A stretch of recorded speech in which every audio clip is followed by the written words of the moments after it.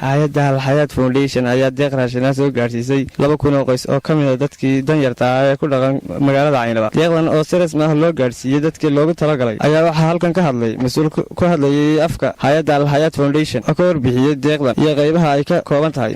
Sidoo kale dadka danyarta ah ee deeqdan la gaarsiiyay ayaa ka mahadnaqay deeqdaas la gaarsiiyay. Aniga oo ku hadlaya magaca Al-Hayat Foundation oo ah hay'adda waxa weeyaan ka caawinaysa oo ay si ama waxa weeyaan ururka iskaashiga islaamka halkan aynu joognaa waxa weeye gobolka Saraar magaalada Caynabo waxa halkan aynu maanta ku qaybinaynaa raashin loogu talagalay dadka masaakiinta ah iyo dadka abaaruhu ay saameeyeen inay bisha Ramadaan markaa kaga baxaan. mucaawanadaasi waxay ka kooban tahay 2,000 oo qoys mucaawano loo qaybinayo. mucaawanadaas waxaa soo bixiyay xarunta boqor Salmaan ee gargaarka degdega ah waxaana soo gaarsiiyay shacabka Soomaaliland ama ururka iskaashiga islaamka oo ay si waxaa halka kan nala furay qaybinteedii hay'adda localka nogala shaqeynaysa oo Al-Hayat Foundation ku hadlay afkii maayirka degmada Caynaba waxaanu halkan ku gudoonay raashin 2,000 oo qoys ah oo loogu talagalay barakacayaasha gobolka Saraar.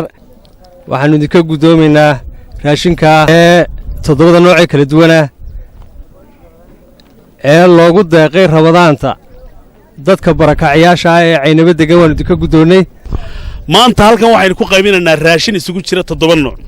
aad iyo aad baan ugu mahadnaqaynaa hay'adihii hawshan naga kaalmeeyay ee aanu sida wada jirka annaga iyo Narfor uga wada shaqeynayno. raashinkan markaan ku soo dogo Caynaba maanta la keenay waa 2,000 oo qoys oo ay ugu talagaleen deegaanka Caynaba goobaha kala duwan ee Caynaba. laakiin intii ugu liidatay baa loogu talagalay in la siiyo.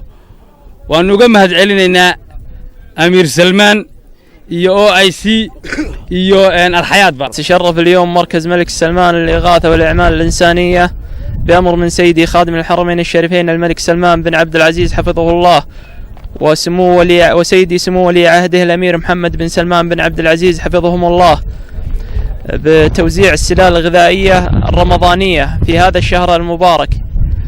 واليوم نحن في الموقع الثالث من التوزيع في إقليم سرار ومديرية عينبة. واليوم سنوزع إن شاء الله بمشيئة الله 2000 سلة غذائية.